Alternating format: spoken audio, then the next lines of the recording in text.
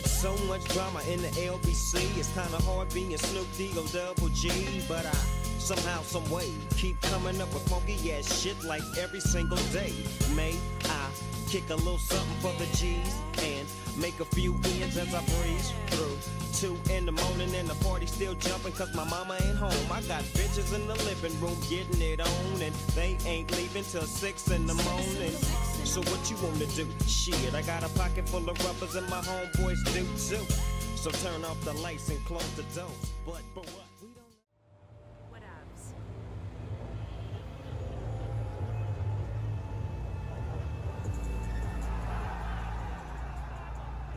Alright, Joseph, I got your voicemail over the weekend. What was so important that this couldn't wait? And it better be important. I'm spending time in LA with Cynthia. You know how my wife gets when work impedes on free time. Well, there's 2 things your father has announced publicly on social media, that he's off vacation and he's coming back to the company, and, well, CWT Blue Vortex isn't in Florida. It's in West Virginia. What the West Virginia? You can't be fucking serious. What the fuck is in West Virginia of all places? We're taking one of CWT's biggest events to West Virginia? Do you even know what venue it's in? Did my father sign off on this, or the board? You know what? It doesn't matter. We're going out of the way to support Moonstar. That's all that matters. As second in command, as frustrating as it sounds, I do have to tell you these things, but keep a cool head, boss. There's gonna be some slight bumps in the road, but be warned, we're heading into enemy territory here. Who you referring to? You know who. He made his return not too long ago. It's his home state. Ah, yeah. Nah, no trip. Thanks for the heads up on that. Look at this man. Hey, is that Tiger?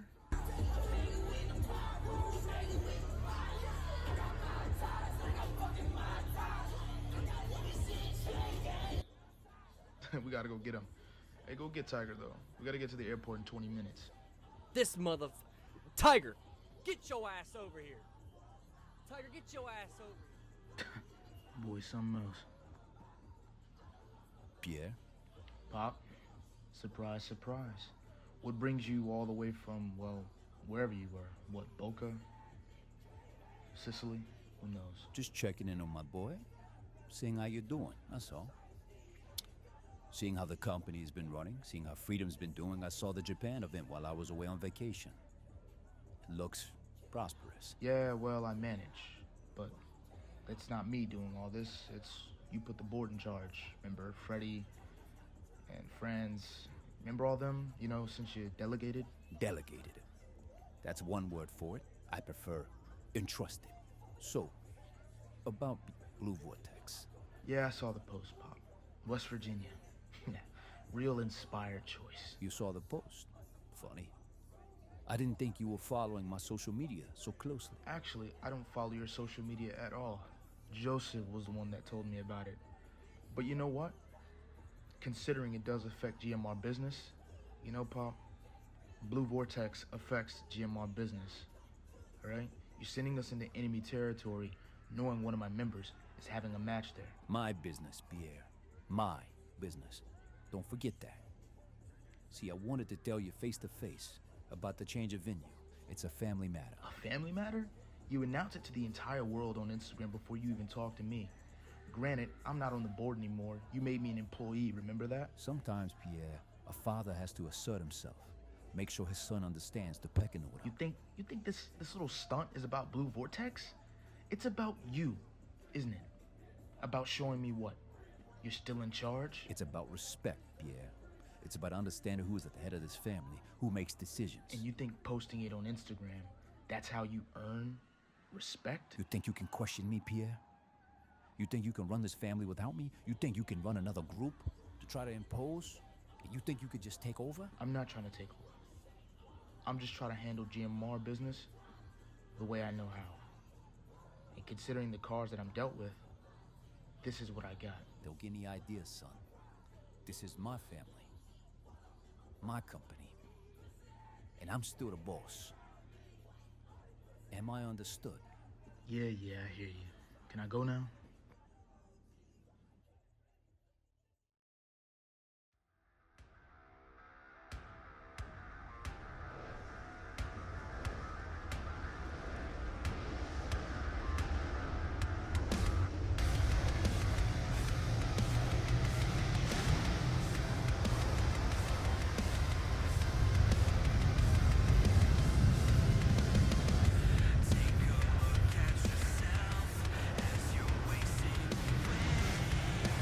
Welcome everyone to CWT Blue Vortex Volume 1. I am once again your commentator for the evening and for the night, Skippy Boy, Skip Shepherd.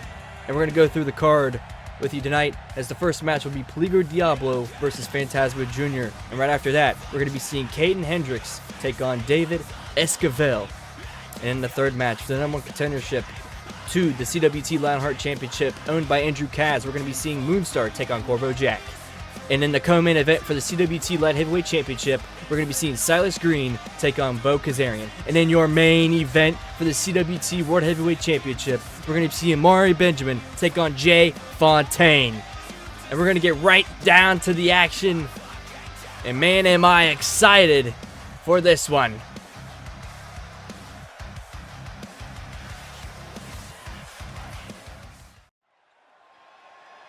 Welcome once again to CWT Blue Vortex Volume 1. If you're just now tuning in, you missed the little beginning portion. I am your commentator for the evening and for the night, Skippy Boy, Skip Shepherd, and we are live!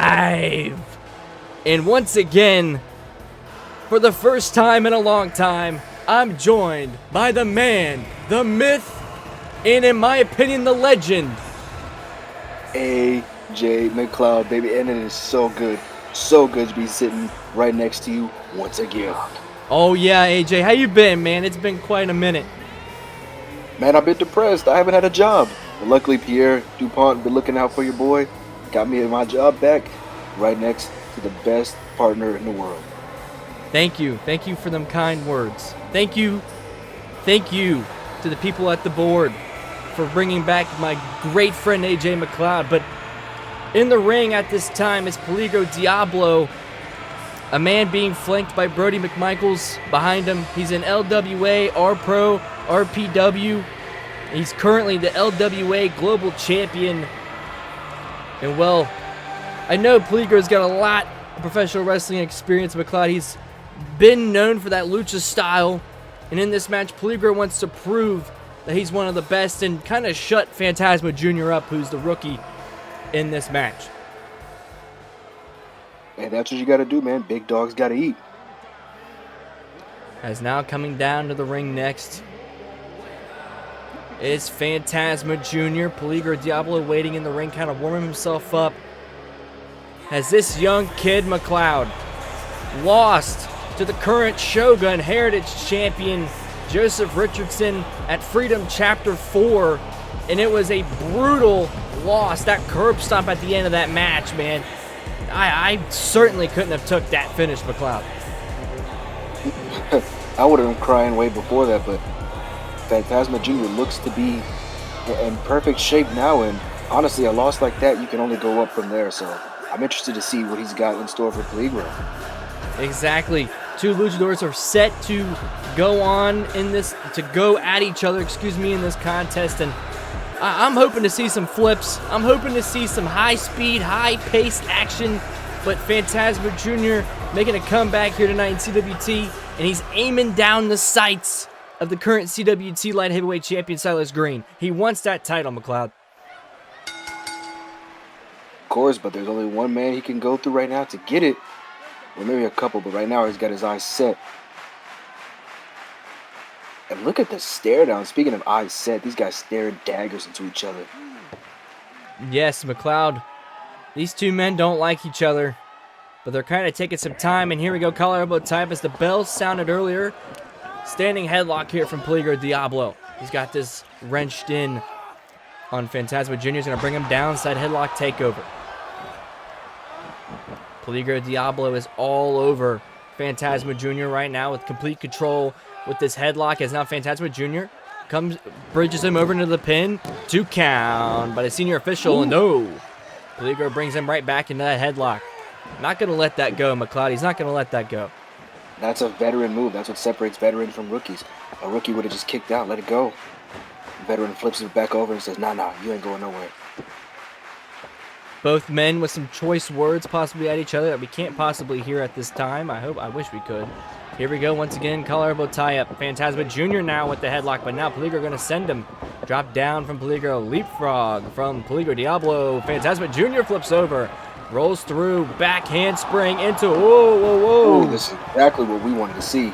Here we go, drop down from Phantasma Jr. Leapfrog, Peligro is off the ropes, drop down again. Here comes the handspring from Peligro. And look at that handspring from Phantasma Jr. Schoolboy into the pin. Senior official down for the 1 count. No, and a kick out. Peligro gonna float over. Oh, look at the power. And look at this, Phantasma's gonna flip out of it. And now both men at a standing base. And Phantasma looking for some respect there going into the corner. Peligro standing his ground though, McLeod. Yeah, I'm surprised Peligro gave him that respect, but Here we go. Oh my gosh, and a punch from Phantasma. And now look at this tornado DDT right there from the rookie. Cover hooks the leg here. 1. And a kick out from Peligro Diablo at only a 1 count. Phantasma now, big fist drop. And a second one. Could we see a trifecta? Yeah, it connects. yes, we will. Yes, sir. Now here we go, gonna follow up with a triangle choke. Not close to the center of the ring. Peligro, if he can move just a little bit to his left, he can reach that bottom rope with his left arm. His left hand, excuse me. Or he can use the arm too. He can wrap it around with his arm. But he is close to that bottom rope. Brody McMichael's trying to get the fans on his side. I'm surprised he hasn't got involved in this match, McLeod. I am as well, but perhaps Peligro told him, hey, I got this. This young kid ain't got nothing for me. And now Peligro finally going to get out of that submission maneuver. And now look at his palm strike and a clothesline to follow up. And a second clothesline. Here we go. Peligro Diablo jumping clothesline. Going to go bounce off the ropes. Ducks the line from Phantasma Jr. Leapfrog into a second one. And now Peligro with a big knee strike. Catching Phantasma Jr. as he just sends him to the outside. Just throws him, yeets him to that outside. And now here we go. Something tells me he's going to be joining him on the outside right here. Tope con Hilo connects from Peligro Diablo. Beautiful, graceful from Black Lotus's Peligro Diablo. Senior official counting. Right now he's going to count of 3. Peligro Diablo now. That count's going to be broken very soon at the count of 4. Both men enter back inside the ring. Peligro now picking Phantasma Jr. up. Gonna drag him once more into the other corner. Big forearm from Peligro. And a second one for good measure. Peligro now taking a little bit too much time perhaps. He's gonna send him into the other corner, just throws him.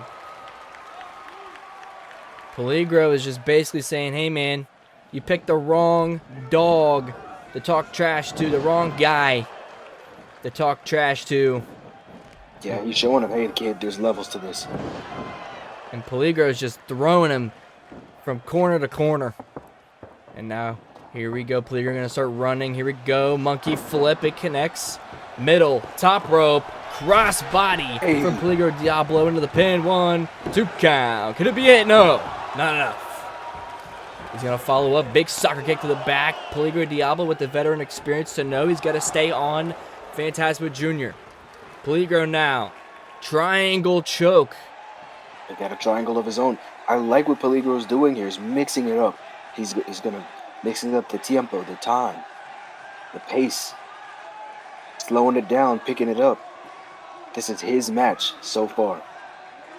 Peligro with this triangle choke on Phantasma Jr. Phantasma Jr., all he's got to do is just stand up on his own 2 feet and use all the strength that he's got to powerbomb out of it, because I don't see any other way out of this submission maneuver, McLeod. This is a very deadly submission maneuver. As I was just mentioning, that big powerbomb from Phantasma Jr.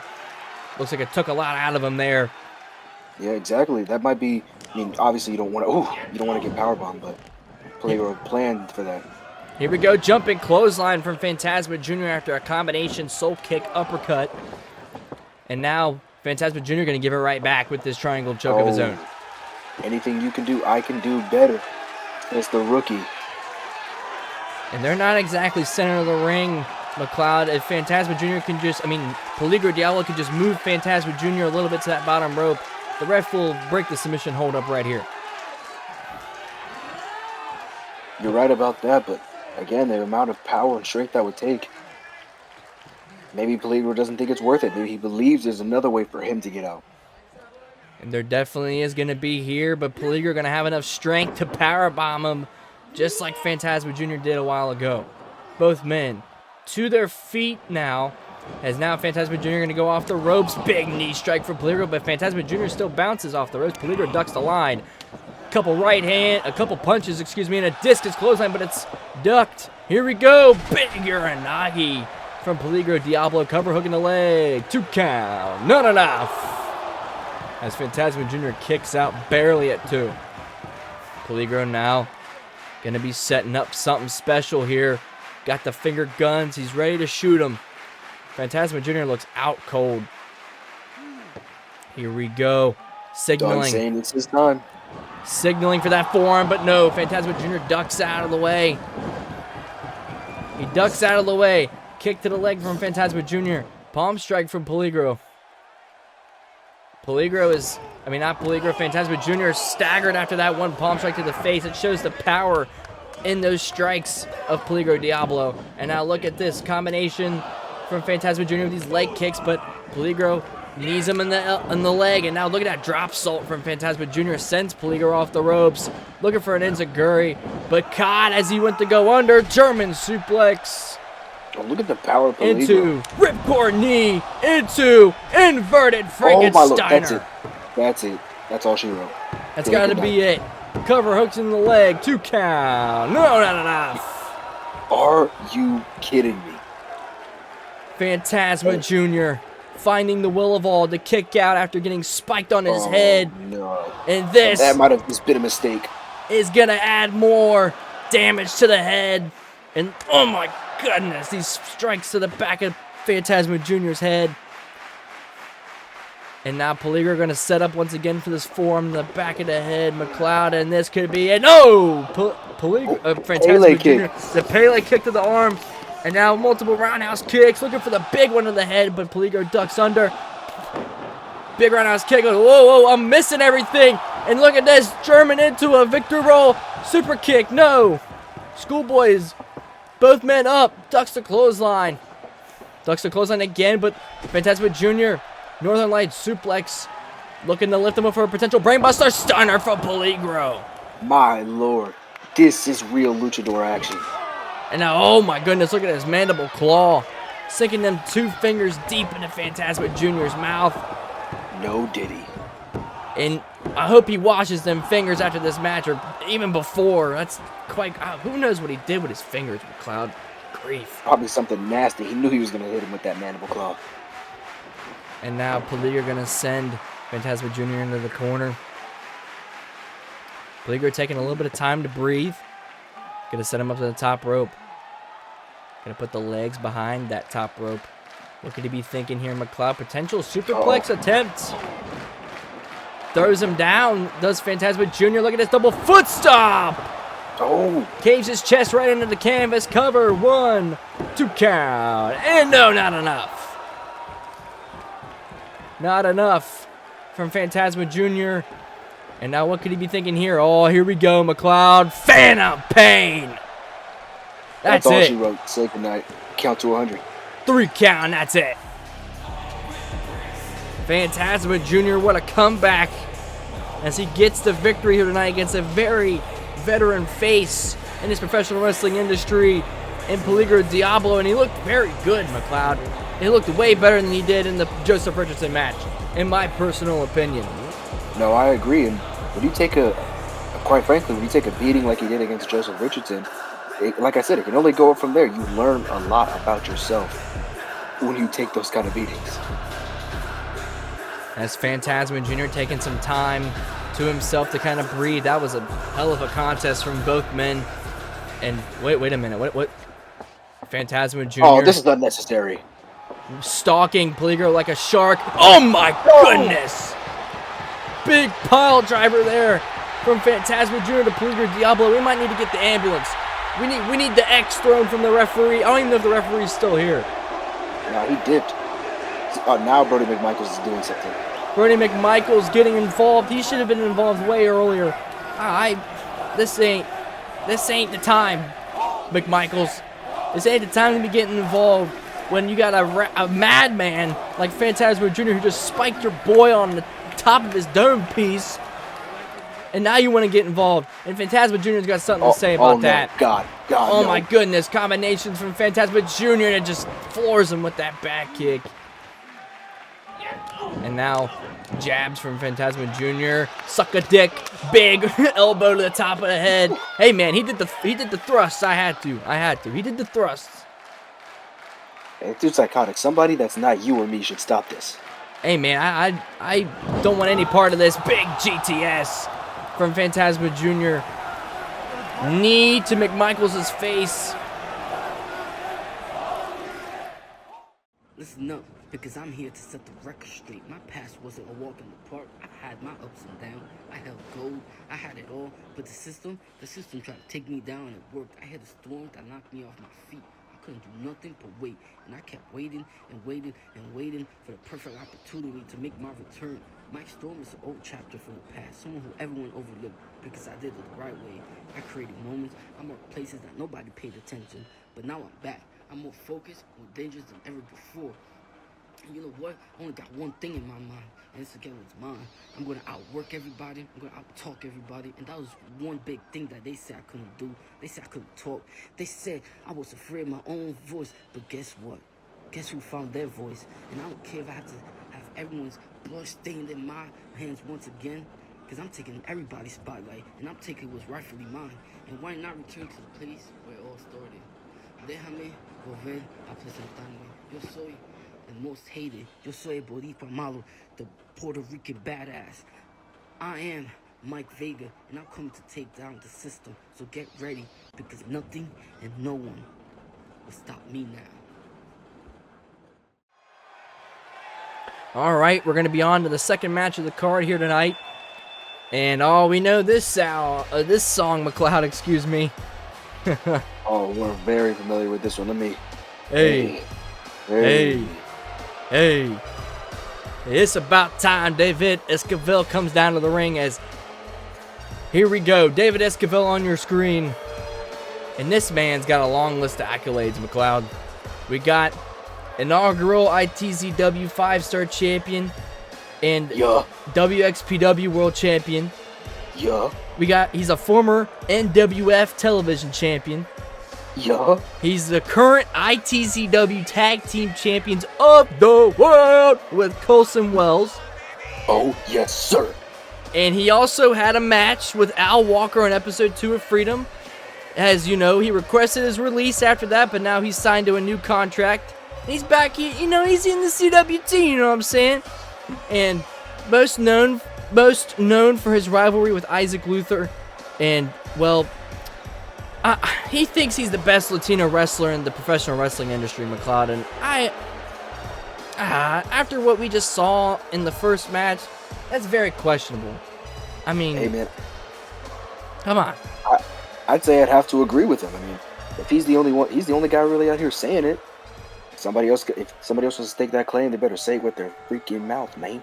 They better speak it with their chest, exactly. They better speak up, But coming down to the ring next is the juggernaut himself, good old Kayden Hendrix. And this man was last seen by wrestling journalists in an argument with backstage management.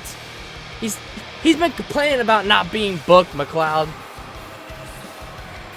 Hey, man, I get it. When you're, he's a young guy chomping at the bit to prove himself. You want to get out there, you want to get booked, but there's a way to go about it. Exactly.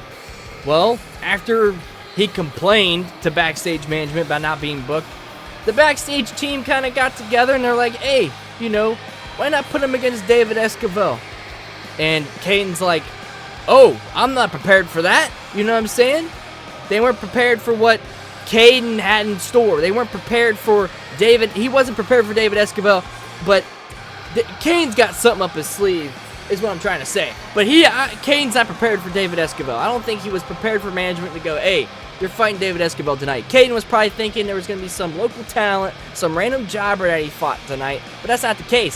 He's going to be fighting the self-proclaimed best Latino wrestler in professional wrestling, David Esquivel. But we last saw Kayden Hendrix fight Jaden Coleman at Freedom, I think it was Chapter 3, where he lost. And that's got to put a toll on you, McLeod. That loss. It does. It was a hell of a match, but at the end of the day, you want to get that W, and he's looking to get the W here. You say he's not prepared, but hey, you stay ready. You don't got to get ready. As the bell sounded, Kayden Hendrix using his strength already to start, just throwing David Esquivel in these corners, and look at the shoulder tackles to follow up, and a big club to the back. Hendrix now has the arm of Esquivel as he puts it down, uses his body weight to kind of do an arm breaker there. As Kayden Hendrix going to put Esquivel into the corner. Jab there, and another jab. Look at that boxing experience from Kayden Hendrix. He's going to send Esquivel out of the corner. Rolls through. Big frog splash incoming, but Esquivel got the knees up. Here we go, right hand from Esquivel. And counter kick to the gut from Kayden Hendrix, and a second kick to the gut. Double axe handle. Big lariat to the back of the head. Immediately you can tell Kayden Hendrix has the power advantage. I mean, you could tell just by looking at them. If your eyes work, look how huge this man is. Kayden Hendrix is currently chopping, lighting up David Esquivel's chest with them chops. And now, big forearm to the back from Kayden Hendrix. And now, what could he be thinking here? Gonna bounce off the ropes. Big knee strike from Kayden Hendrix. Into the pin, cover, hooks the leg, comes the referee, 1, and a kick out from Esquivel at 1. He's back up. Big chop from Hendrix. And a second chop. Esquivel's not going down, McLeod. Esquivel is tough, and he's strong. Big drop kick from Kayden Hendrix, not Hayden, excuse me. And a second drop kick from Hendrix to follow up there. Hey, for a guy that wasn't prepared for Esquivel, he sure looks mighty prepared to me. Don't count Esquivel out, McLeod. Esquivel is a very sly, sneaky individual. He might seem like a great professional wrestler right now. And he might seem like everything's all hunky-dory, all honorable and all nice, but when he needs to, I feel he'll pull some shenanigans. As Esquivel now charging with his boot, but it's countered with a big kick to the leg there. Kayden's on top of him now. This is what I like to see. You're complaining you want to make a name for yourself? This is how you make a name for yourself. Big pump handle follow-away slam from Kayden Hendrix to David Esquivel. Taking a little bit too much time as Esquivel got up to his feet. Now look at this. Oh, look at the disrespect. Oh, that's like a slap in the face. Second suplex comes off. Will he get the three amigos is the question. Looking for it. Esquivel staying planted.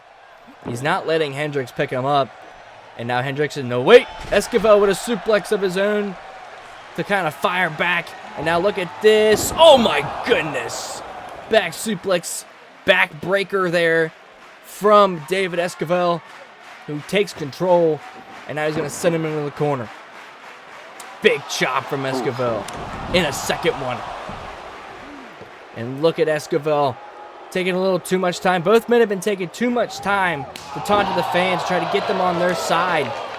And I'm waiting for one of them to do a taunt to the fans and the other to just punish them, McLeod. And now look at this. Oh, my goodness. And wait, what's Kayden thinking? Oh, went through the legs like he's shooting a basketball with that elbow drop to the back. Kayden Hendrix is balling right now. Combinations from Kayden Hendrix. Big right hand there. And now, to be doing this well, oh, hold on. Yeah, here we go. Big arm drag from David Esquivel as he takes back control. And the second arm drag from David Esquivel. Here he comes charging. Oh, and he took the ref out. Big clothesline from David Esquivel, our senior official on the outside. Somebody get him an ambulance. Somebody get him a doctor out here. That's an old man he just hit. There we go, taking advantage. Kayden Hendrix looking for something big. Esquivel goes behind him. Big, chops the block. That's a new saying. He just took out the leg of Kayden Hendrix, and look at this. Oh, hammerlock DDT from Esquivel. Spiked him. And now Cover hooks the leg, but where the referee's down. Did he forget he just clotheslined the ref over the top? He must got short-term memory loss. He just recently clotheslined the referee outside the ring, and you think that there's going to be a new ref like that that's just going to come out there? He might have not known. Heat of the moment, you hit your finish on somebody, you're like, man, this is over. Sometimes you forget what just happened. And now, look at this, is what I was talking about earlier, McLeod. The shenanigans from David Esquivel as he brings a chair into the ring. Senior official getting up. Kayden. He's going to hit Kayden with that chair. No, Wait a minute. He throws it to Kayden, and Esquivel fell down. And the ref just got back in the ring. Are you kidding me? Oh. The ref just threw the match out. He must have thought that Kayden hit Esquivel with that chair, man. That's ridiculous. Look who's got the blood on the face. Come on, ref. Oh, wow. I mean, a win's a win, but... Man, that's ridiculous. Esquivel just stole that from Kayden Hendrix. And you hate to speak. If I was Kayden Hendrix, I'd be appealing this shit. I'd be appealing it. I know I'm not supposed to curse on the air too much, but I'd be appealing this. You hate to see a great match like that end like that, especially Kayden proved that he belongs in there with such a talented guy like David Esquivel. You hate to see it end like that, you really do. Man, I'm mad. I'm fuming a little bit, McLeod. You probably can see my face is red right now. I'm a little heated. That ain't right. Me too. But if you ain't cheating, you ain't trying. He lies, he cheats, and he steals. David Esquivel gets the victory. Yeah, man. We're still candy from a baby. Oh, whoa. Lights going out. I can't even see right now, McLeod. Where are you? Hold on. Oh, no. Black Nikes. We got some black boots. What's Hold going on? This level of pure drip. You can only tell who this is right here. If this is who I think it is, yeah, here we go. State property. Oh. And this is what Kayden gets for disrespecting Pierre DuPont on social media.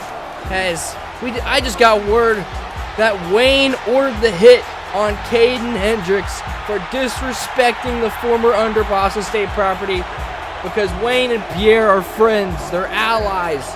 And you got Xavier Perry, you got Tank, you got Christopher Brown. This is state property, McLeod. Man, Kayden, you ain't got nowhere to run. You're gonna have to grit your teeth and fight, young man.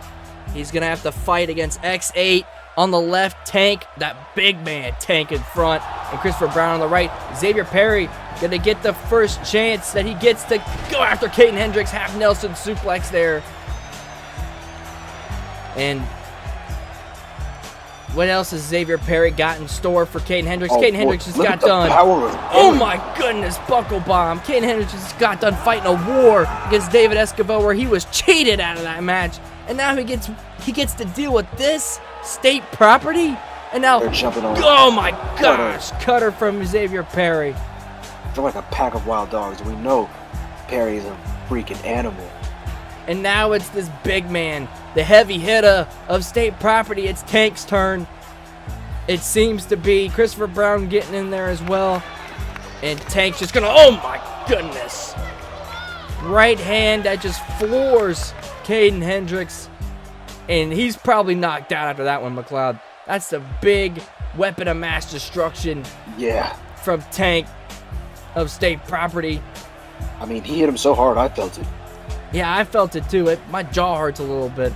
And now Christopher Brown, what could he be thinking for here? Kick to the gut. He's got him in a pump handle position, turns it into a power slam position, swings him, oh my goodness, into a DDT. State property. Just, man. I feel genuinely bad for Kayden, man. He just got done with a great match against David Esquivel. Now he just got beat down by state property, man. This is ridiculous. Somebody's got to go to the board. Somebody's got to go do something about it. Well, you know what? I think Kayden Hendrix might be the one to do something. He's not standing tall right now, but you know he's going to want to get his look back, spin the block, as the kids say. Kayden Hendrix is tough for this, man. I applaud his pride.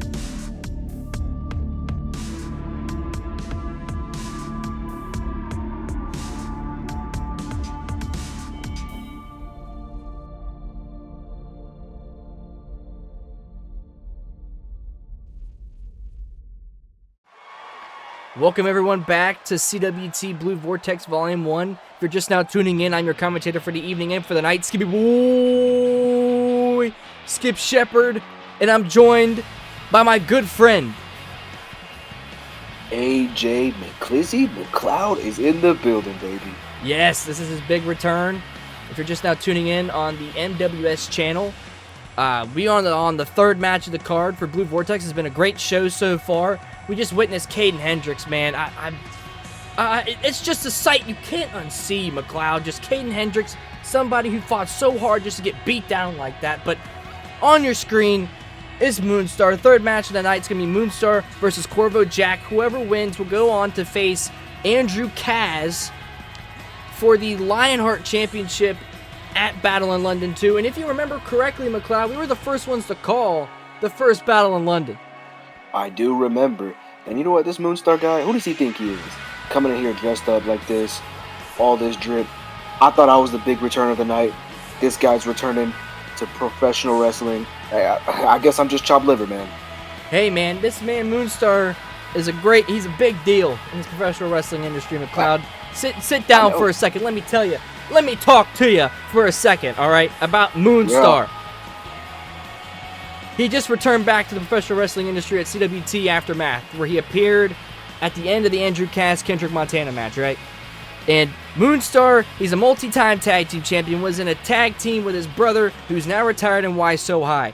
He retired early to stay away from professional wrestling, only to be brought back under the wings of Goth Money Records. That's why he's such a big deal. And don't get it twisted, because Goth Money Records will beat your ass and mine if we talk anything bad about him, McLeod.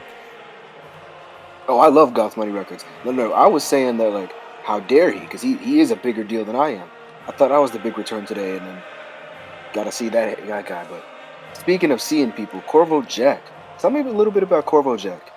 Corvo Jack, I'm a little familiar with him. He's got that familiar name that just rides on my tongue. And the reason why I know him a little bit, because he was on the Indies back in 2016. He started in 2016. But he's just now gaining traction. He's gaining a little bit of spotlight on his name, mainly in the promotion of Skeg Vegas Wrestling, where he caught his big break onto the waves of professional wrestling when he fought Naoki Urasawa back in Japan in the Kabuki Gymnasium in front of 70 people back in the 2016 time. And that's probably why I remember him, McLeod. This guy is way above your time, in my personal opinion. Then we got two veterans going at it. I think probably the first time tonight that we're seeing two veterans, so I'm very interested to see how this match goes. Will they do what got them to the dance, or will they, both being veterans, switch things up, knowing that the other has probably scouted them? Well, McLeod, the deal breaker is going to be, we know Moonstar can kind of fly a little bit, from a little bit of personal knowledge from myself. Corvo Jack, I believe he might be a little bit technical, maybe some strong style here and there. But we also know Goth Money Records is lingering backstage. Joseph Richardson, Pierre DuPont, Nick Vicious, or even Tiger the Dark. Any one of them could come out right now and interfere in this match. They might not be with Moonstar, but you never know when Goth Money Records is going to come out. And that's what Corvo Jack's got to keep on the back of his mind. If Corvo Jack can keep that on his mind, and if Gotham Money Records doesn't come out, we could see a Corvo Jack win. But here we go. Bell's going to ring. Moonstar try to grab him behind the back. Ayo, pause. As they're going to collar elbow tie up, and they're just going to throw each other off each other with those collar elbow tie ups, McLeod. I mean, again, that's the veteran knowledge of both these men. No doubt they've scouted each other and know each other very well. They must have been studying old tapes of each other. From what it seems, collar elbow tie up from Moonstar. Moonstar going to get the wrists. Going to do a little wrist lock action. Going to fake out the monkey flip as bringing him back to a standard base. And now he's going to bring him down with a side headlock takeover. As Moonstar with this side headlock takeover is wrenching it on Corvo Jack. Corvo Jack now going to roll through into a powerbomb position, but he's going to bring him up to his feet. Irish whip, but it's countered by Moonstar, which is then countered by Corvo Jack and then countered by Moonstar. But Corvo Jack countered that belly-to-belly suplex attempt and brought him back down with a side headlock takeover. And now cover from Moonstar. 1 count, 2 count, not enough as Corvo Jack kicks out at 2. Almost stole that one. Did Moonstar there as Corvo Jack going to trip him up and just going to put the feet to the back, just kind of walk over him. And hey, man, I don't think Moonstar likes that too much. And now Corvo Jack with these short arm clotheslines. Here comes another one, but whoa, Moonstar flips around, flips over. Look at that soul kick, double palm strike to the gut, and an axe kick to the face. And I wouldn't take too much time there. Moonstar is now, look at this, Corvo Jack's got him in a full Nelson position here. And now Moonstar going to take the back with a hammerlock here. Beautiful professional wrestling. Look at this, looking for perhaps a tiger suplex attempt. We know who he got that from, as he's going to bring him back down with a side headlock takeover. Does Corvo Jack. And now Moonstar now this time going to bring him up into a powerbomb position. Sunset flips. And look at this. Ooh.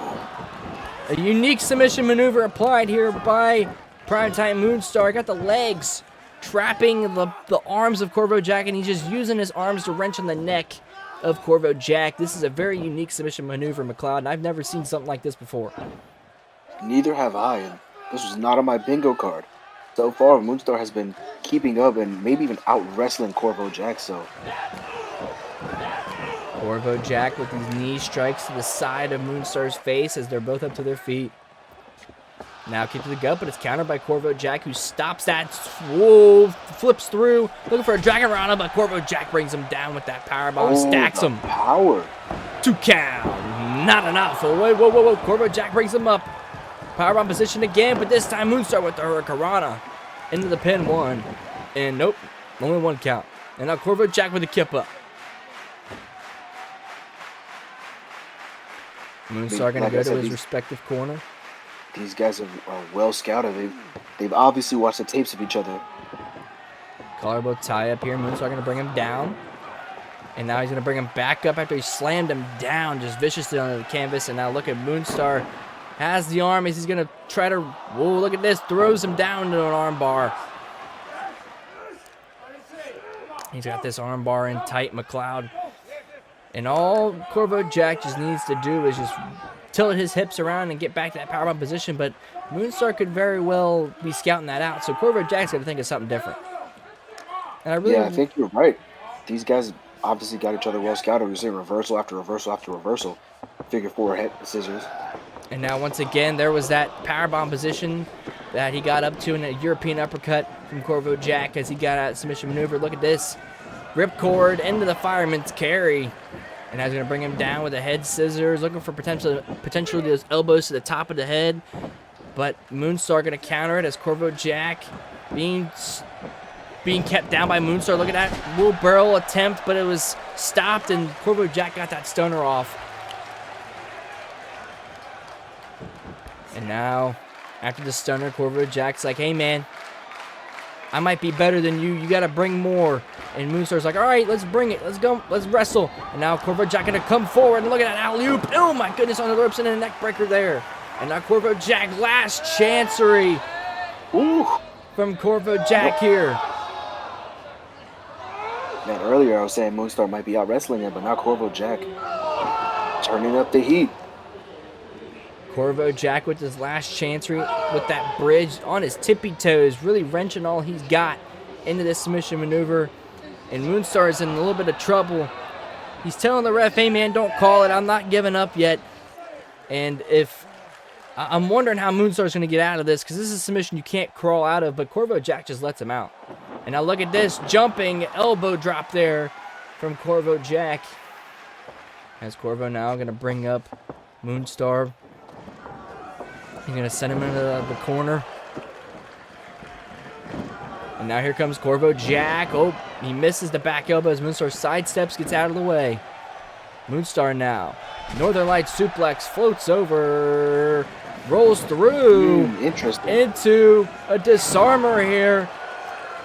A version of an armbar that just contorts that shoulder and just, oh my gosh, that hurts, McLeod. It got to hurt. Moonstar's been going for the arms a lot, so you got to think in the tapes that he definitely was watching, he must have seen a weakness with Corvo Jack's arms. As now Corvo Jack able to get out of it, just pushes Moonstar off, holding that left arm, and now, oh my gosh, using the right arm with that big Superman forearm. Now he takes him down with the hip toss here as he rolls through, and now big clothesline there from Corvo Jack as he brings him up again. And now look at this double A spine buster, stacks him up into the pin. 1, 2 count. No, not enough. As Moonstar kicks out at 2. And now Corvo Jack snapmares him down. Corvo Jack's got the arms looking for perhaps a chicken wing, but Moonstar gets out of it, stomps him in the arm. Moonstar taking too much time to the fans. Oh, and Corvo. Yep, he got him. Brings him down. And now Moonstar's got the upper hand yet again after that. Snapmares him down. Now look at these arm trap elbows to that left shoulder again of Corvo Jack. And now Moonstar, what could he be looking for here? Nope, Corvo Jack, wait. Moonstar brought him down using that left arm for leverage in this match. He's kind of just wrestling circles around him while having that left arm intact. And now back to a collar elbow tie-up. Here comes perhaps a beautiful neck breaker from Primetime Moonstar there. Couple hooks to leg. 1, 2 count. Not enough. As Corvo Jack kicks out at 2. Man, Moonstar has been on top of Corvo Jack, specifically that left arm. Now Moonstar, has Corvo Jack. Gonna send him into the corner again. Right hand. And a second big right hand that makes Corvo Jack stumble back into that corner. Now a third for good measure, and a fourth. And now here comes Moonstar. Big drop salt. Oh, wait, no, it was countered. Corvo Jack with the clothesline. The second. Here he comes. Ducks the line. Big Superman form again from Corvo Jack. And now Corvo Jack has him. Look at this dragon screw here. And woo! Brings him down for the figure 4 leg lock. Innovative offense by Corvo Jack. This is smart. Trying to neutralize that high-flying offense of Moonstar. But Moonstar hasn't been flying a lot this match. Moonstar's been showing a different side to him. I know from a little bit of what I've been told from the Black Tiger Cave folks, like from Joseph Richardson and them guys, that Moonstar does high fly quite a bit, and he can do it, but it seems to me that Moonstar's been training in other departments. Maybe Richardson lied to me, McLeod. Well, I think it's more so Moonstar knows that that's what Corvo Jack's probably expecting, so he said, hey, let me do something different, throw you off your game. As Moonstar now firing with these forearms. Corvo Jack, combination with the forearm knife edge chop. Moonstar snuffs that forearm attempt. And now European uppercut from Moonstar as he goes off the ropes. Corvo Jack pop-up European uppercut of his own.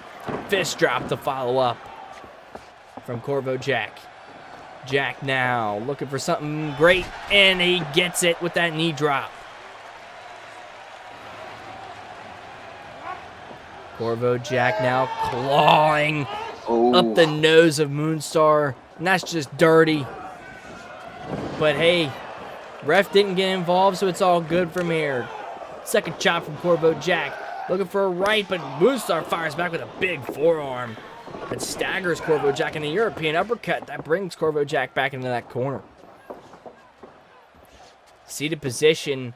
Is Corvo Jack? Moonstar going to flip him out. Powerbomb position. Can we see a big powerbomb? No.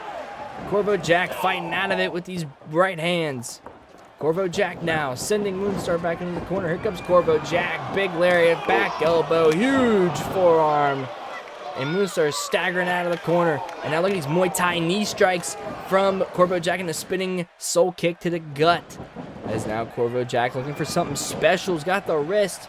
Springboarding off the ropes. Big tornado DDT. Oh, I think Corvo Jackson be looking for something big here to put this match away. Here it comes. Big knee strike, no. And double legs to the groin from Moonstar. Cannonball senton, but no. Corvo Jack got out of the way. Corvo Jack with a forearm, chop, a couple chops, and a third. Corvo Jack telling Moonstar to bring it on. Kick to the gut from Primetime Moonstar. A couple knife edge chops to the right hand of his own. Another kick, nope, caught. Big whoop, not a forearm. Here we go. Crucifix, gory special, McLeod. Oh, man, this is such a classic. You never see this anymore. Thought Corvo Jack would be looking for perhaps a pile driver or something quick and snappy, but instead he's looking to slow it down with this gory special. He's got him up in this crucifix type position, and he's got this gory special in, but this takes a lot of strength, McLeod. Yep. Takes a lot out of you performing the move, but it's just one of those submissions you torture somebody with. Oh my goodness! He turned it into a crucifix powerbomb, lifted Moonstar sky high, but it's not enough as he kicks at it too. Corvo Jack now taking some time to the fans, kind of breathing a little bit. Taking some time to breathe. He literally took all the energy out of himself with that crucifix. Yep. And now, Corvo Jack taking Moonstar up to his feet, clubs him back down to a kneeling position. And now, big overhand chop to Moonstar from Corvo Jack. And now Corvo Jack giving Moonstar a piece of his mind. Bringing him back up. Big club to the back again. Can we see a second overhand chop? We probably will. Oh my goodness. These chops are deadly, McLeod. They hurt me. Indeed they are. Man, my head is starting to hurt a little bit from those. And now, Corvo Jack trying to silence the crowd. He's had enough of what they had to say. He just wants them to be quiet, and they're just not being quiet. They're like, hey man, we paid tickets. We paid for these tickets. You ain't gonna tell us to shut up, man. As Corvo Jack once again yelling at Moonstar. Moonstar just wants a fight, man. He's tired of all the talking. And now look at this. Went for a knife edge chop. It's blocked. And now Moonstar back elbow. And a second back elbow. Here comes the third. No, wait. Back suplex. Backdrop driver. Whatever you want to call it. Corvo eats it like he's eating a plate at dinner. And now combinations from Moonstar. But Corvo Jack ducked the knife edge chop into a clothesline. And a second clothesline. Catches the leg. Moonstar went for enziguri, but no. Kicks him uses the leg to kick. But yet, Corvo Jack gets caught. Tiger bomb, into, oh my goodness. Big knee strike. What a vicious knee strike. Big tiger bomb into the knee strike. This could spell the end for Corvo Jack in this match. Can Moonstar put the final touches? Can he go to Battle in London 2? Shooting star press. That's it. To go to Battle in London 2 to face Andrew Cass. 2 count. And he got him. 3. He got him. A match. Had to take a sip of Alani after that one, McLeod. I need some more energy. These boys are putting it all on the line. Yes, that was sir. like a LeBron versus Curry Christmas Day. They're putting it all on the line for their legacy. Primetime Moonstar wins, and he's now going to be the #1 contender for Andrew Cass's Lionheart Championship. And I can't wait for that match at Battle in London 2, McLeod. Me too, and Moonstar showing everybody here tonight there's no such thing as ring rust.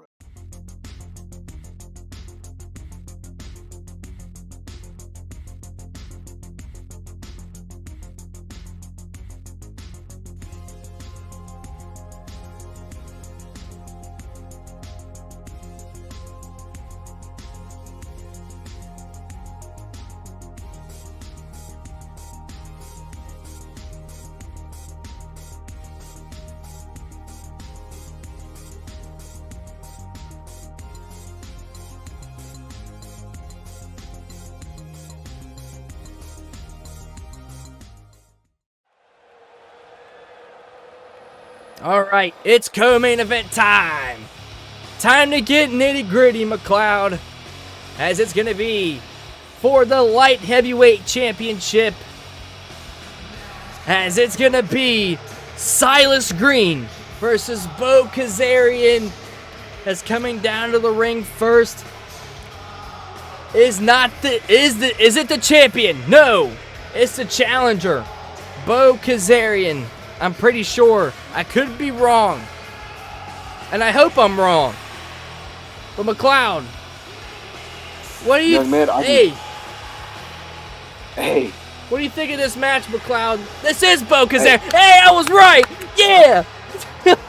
Of course, that's Beau Kazarian, big dog. Hey, man, it's been a long night. We've had some great matches. I got a little bit of short-term memory loss here and there. I'm sorry, but Beau Kazarian, still pretty green in the professional wrestling industry. He's a rookie, but, you know, he's a young prodigy. And I like young prodigies, you know what I'm saying? But he beat Kojima Goro back at Aftermath to earn this title shot here tonight, and he's looking dripped out, McLeod. Who'd he paid it for this drip? I want to know. I want their phone number and their contact. Hey, man, all I'm saying is I got a guy. But listen, rookie or not, I know he's prepared for this match. I mean, you don't go out and get some new drip for nothing. He believes he's going to walk out of this match the new light heavyweight champion. And I'm inclined to believe him. I don't know about this one, because Beau Kazarian's got a heavy challenger ahead of him, a man that I know way too well, and this guy can really hurt people. He is your CWT light heavyweight champion, Silas Greene. And this man has been the most consistent CWT superstar as of late. He's beaten, listen to the names that he's beaten, McLeod, and you might think differently. Let me hear it. TJ Lee, Haru Shibata. Those are some of the men that he's beaten. He's also fought men like Jordan Sykes, Chris Franchise, Ty Rain, Peligro, freaking Kiyoshi Saiba, Gerard Bowden, Joshua Phoenix. This man has so many people that he's fought that are certified legends or soon to be legends in this professional wrestling industry. Right, that's like a laundry list of And to top it all off, McLeod, he is the one and only Triumph World Heavyweight Champion. That's a big feat in itself. I mean, I hate to cuss, but goddamn, this dude beat everybody but me. But he fought DJ Black at Summer Love, like I said. He's been pretty much in this industry, in the indies, from his 5 to 6 years. He missed some action, though, for a year due to a bicep injury. He took some time off due to that bicep injury, and I'm sure Beau Kazarian might target that very arm. That very bicep, as that is for this match is going to be for the CWT Light Heavyweight Championship. This Alani Energy's got me tweaking a little bit. I'm sorry, McLeod. I'm tweaking. Bro's tweaked out. Nah, that's not the Alani energy. It's that Silas and Beau Kazarian energy. You can feel it. It's palpable. It's that co-main event energy, McLeod. It's that CWT wrestling. It's the CWT Blue Vortex Volume 1, man. We got to bring it. We do, man. But here Inject we this go. match into my veins. Silas Greene, Beau Kazarian. This is going to be for that light heavyweight championship. I'm very excited for this defense from Silas Greene if he can defend the title. Beau Kazarian may be young and green, but how he beat Kojima Goro at Aftermath was very much something that was very unexpected. I thought that man Kojima Goro was going to be facing Silas Greene here tonight. We know Goro was a strong style. He's heavy hitting. I'm surprised Beau Kazarian survived him, in my personal opinion. But now here we go. I agree, but he showed a lot in that match, and I don't know. I might be a Beau lever. You don't like that one? Oh, Beau lever. Hey, somebody write that down. Somebody give that to Beau Kazarian himself. He might like that. As the bell's going to ring, co-main event of the evening for the CWT Light Heavyweight Championship. If you're just tuning in, I'm Ski Boy Skip Shepard, and I got AJ McLeod next to me. And these two men are about to go to war. Here we go. Here we go. They're looking to collar tie up. Nope. Beau's not having it. Kick to the gut. Sends him down with a side headlock takeover. See, that's what I like to see from these rookies. No more giving these veterans respect. spit in their face, slap them around, tell them this is my yard now. And now Beau once again with this side headlock takeover. And he's got it really wrenched in on the veteran Silas Greene as Silas finally able to get him around for a 2 count. Not enough. Kick out from Beau Kazarian. Here comes Beau. Super kick, but Silas brings him down. Silas now going to go to the work on the legs, perhaps with this ankle lock here. And now Beau going to sling him down, using his momentum from his legs to bring him down there. Palm strike, but it's missed. Back fist, but it's missed. Palm strike from Beau. And a chop from Beau. Another palm strike from Beau as he hits him with a jumping, spinning soul kick. Here comes Beau Kazarian, but caught. Here comes a tiger bomb. No. And now, ducks the clothesline. Gets out of the way of that big roundhouse kick. A deadly roundhouse kick from Silas Greene. We know Silas can do them kicks and them punches. He's a very vicious striker, McLeod. As now off the ropes. Oh! Handspring, This is what backflip. I love to see. These young guys be giving these veterans too much respect. Show them whose yard this is. Show them who's the big dog. Piss all over the fence. That's how you do it. I wouldn't count Silas Greene out yet. Hey, man, I get it. You like rookies, but this man Silas Greene, one strike, and Beau Kazarian can be out cold. We might need an ambulance. Oh, trust me, I'm not counting out Silas. I'm just saying, Beau, he's doing all the right things right now. Trying to get into his head. But a veteran like Silas, he probably not even thinking about Beau right now. He probably thinking about coming home to his girl, man. Like, I'm being for real. But headlock punch, very disrespectful yet again from Beau Kazarian. I feel like he's just been disrespecting Silas Greene this whole match. As Beau with an overhand chop there. And a second one. Beau kind of dancing, you know. Hey, man, Muhammad Ali, you know what I'm saying? Ooh. Punch like a, hit like a butterfly, sting like a bee type beat, you know what I'm saying? Now knife edge chop from Silas Greene as he kind of countered there. And now another knife edge chop from Silas Greene. And oh my goodness, a big knife edge chop. And Beau shrinking down into the seated position there in the corner. Hey, Silas was kind of mad. That would look like it was towards the throat. Silas now going to throw him right back in to that corner. Knee strike in a second, in a third. And he just throws him out of that corner after the knee strikes. And now, oh, look at that, abdominal stretch from Silas Greene. And Silas Greene just looking to torture Beau Kazarian with those strikes and now with the submission. Hey, man, you poke the bear, you're going to get the bear. And Silas Greene is most definitely a bear that Beau Kazarian has poked too much in this match with them disrespectful maneuvers early on. And now Greene's going to make him feel the pain. And now Beau, look at this. Head scissors just spiking Greene's head on that canvas. And now overhand chop from Beau Kazarian, but Silas Greene's still coming. European uppercut from Beau this time. Okay, that's not what Beau wants to do. I do not think he wants to get into a striking battle with Kazarian. Oh, I'm sorry. With Silas Greene, you're all good. You're all good. As Beau Kazarian going to send Greene over the top. Greene shoulder tackles him. Greene going to go top rope. Here comes Kazarian. Oh, whoa, whoa, whoa. Jumps over. Kazarian does Greene, as now Greene, look at this. Turning him around into perhaps a reverse figure four here. An inverted figure four, might add, from Silas Greene.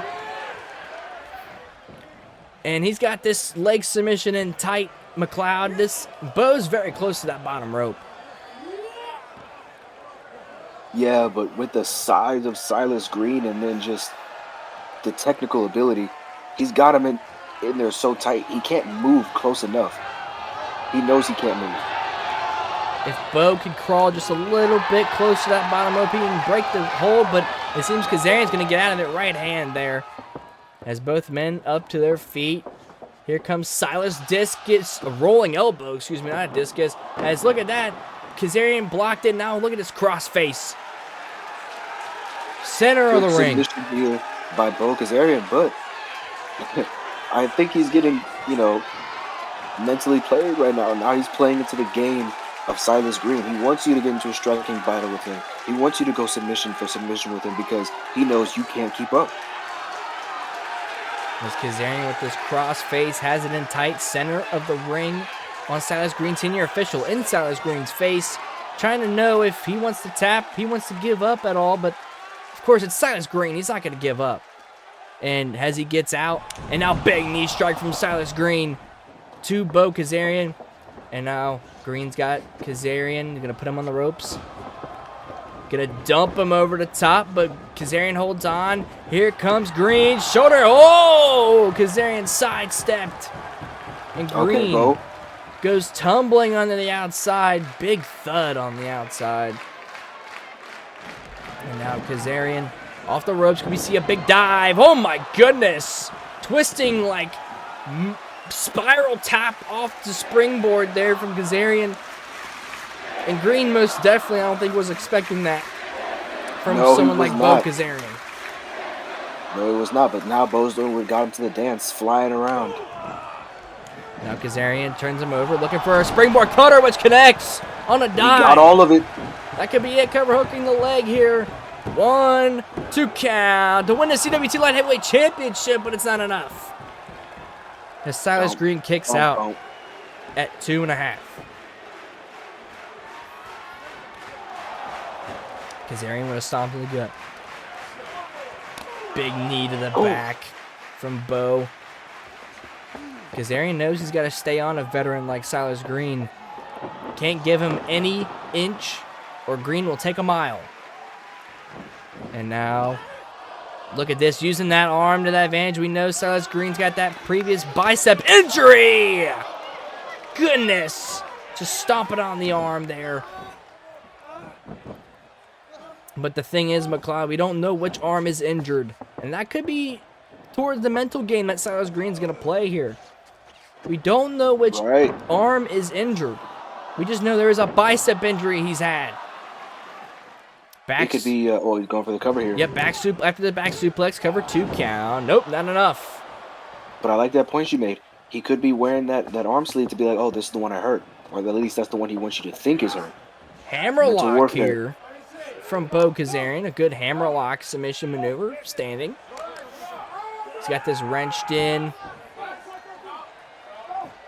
Silas Greene kind of taking some time to breathe. Beau taking some time to breathe as well. They're both kind of at a base where they're, he can crank into submission like that, or he can just kind of take a minute and rest. Beau Kazarian can take some time, slow it down a little bit, but Silas Greene with a punch to the gut. Big forearm from Greene. But Kazarian only went to one knee, did not drop him. And now, oh my goodness, Spanish fly from the young rookie. 1, 2 count to win the light heavyweight title. No, not enough. Not enough to put away Silas Greene. Oh, I'm loving what I'm seeing from Beau Kazarian right now.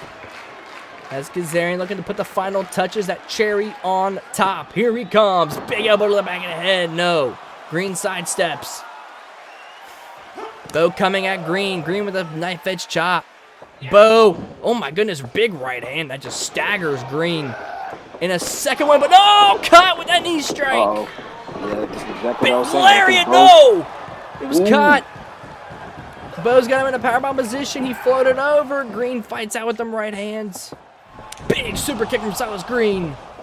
And now off the ropes goes Greene, looking for the lariat, but it's ducked under. Big Pele kick from Kazarian.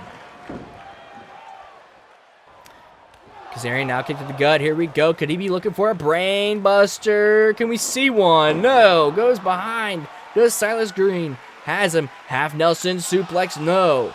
Back elbow from Beau Kazarian. Big super kick. Cover hooking the leg to win the light heavyweight title. No. Not enough. As Kendrick Lamar always said, that's not enough. Boom. Boom, boom. As Kazarian now waiting for Greene to get up. Here we go. Kazarian has Greene now, going to put him in the corner. Big overhand chop there. And now Kazarian going to set Greene on the top turnbuckle. What could he be thinking here? Oh my goodness, looking for a Tower of London, but a cutter from draping cutter, but Silas got out the way. Half Nelson suplex. Oh. Both men are down. Greene stumbling, crawling, using every bit of his being, putting the arm over him for the pinfall 2 count. Oh my goodness, that was close. Oh, you would think if he had the strength to hook the leg, he might have just had this match won. If Greene hooked that leg, he probably would have won this match, but Kazarian just kicked out barely after that maneuver at 2.5, and now Greene slowly bringing Kazarian up to his feet, or to his knees, excuse me. Now he's up to his feet, big club to the back. And both men are spent. You can tell by the labored movements. Oh, God. And now Silas with these right hands. Oh, my goodness, and these big forearms. Just raining down strikes on the Beau Kazarian. And now Silas in the corner, kind of taking some time, kind of walking around, getting a sense of where he's at, kind of breathing a little bit, taking some time. Oh, man, look at the blood on Kazarian after all them strikes from Silas. I told you, McLeod, Silas is a vicious striker, and if this keeps up, we could very well see a knockout in this match. The ref might have to call for the doctors. Yeah. Either a knockout or a doctor stoppage like this is MMA. But these things can't happen in professional wrestling. But Greene knows he's got to stay on the young rookie. Blood coming from his head or not. Kick to the gut. Roundhouse kick to the gut there from Greene as he sends him to the other corner. Oh, went for a European uppercut, but Beau Kazarian sidestepping. Going to send Greene into the corner. And I think we're going to see some urgency from Beau. Yeah. He's bleeding. The blood loss might get to. Oh, no. Went for something big, but elbow from Greene. And now Beau responding with some punches to the ribs there. And now look at these elbows. He's putting it all on the line. Look at these elbows from Beau Kazarian in desperation. Here comes perhaps an inverted Frankensteiner that connects. Come on, Beau. Cover him. Cover him, Beau. You got it in the bag. No. Oh, Not no. yet. Tiger suplex position, but Greene fights out with an elbow. Super kick. No. Caught. Pushes him off. Does Beau Kazarian drop salt, lands on his feet, Enziguri. Both men down. Come on, Beau. Come on. Cover him. Turn him over. Greene turns over. Beau puts the arm to win the light heavyweight title. This could be it. No! Greene barely kicks out. Kazarian can't believe it. These men are putting it all on the line in the co-main event. What is it going to take? Here we go. Beau setting up for this double foot stomp. And no! Greene gets out of the way. Silas Greene. And high angle exploder suplex, spiking him on the canvas. And now Greene with everything left, every fiber of his being. Here it comes, knee strike. Bicycle knee connected flush. Oh, that's got to be it. 2 count to retain, and he does. Silas Greene with his 3rd win in CWT retains. I think it's his 3rd win in CWT, I think. I'm not sure, I could be wrong, but regardless, Silas Greene retains the Light Heavyweight Championship here tonight. And I just wonder who's next. This man is looking damn near unstoppable. I mean, Beau Kazarian gave him everything he had.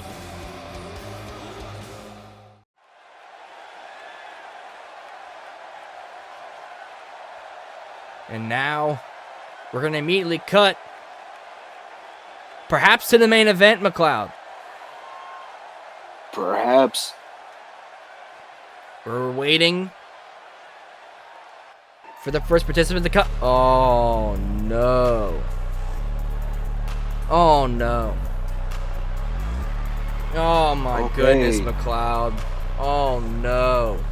Oh, no, indeed. What are these 3 men doing out here? These despicable human beings. In front, Pierre DuPont. To the right, Joseph Richardson. To the left, Nick Vicious. Goth Money Records, McLeod. Goth Money Records. Goth Money Records. And they left Black Tiger. Not Black Tiger, sorry. Tiger the Dark at home. He's probably still dancing at the club.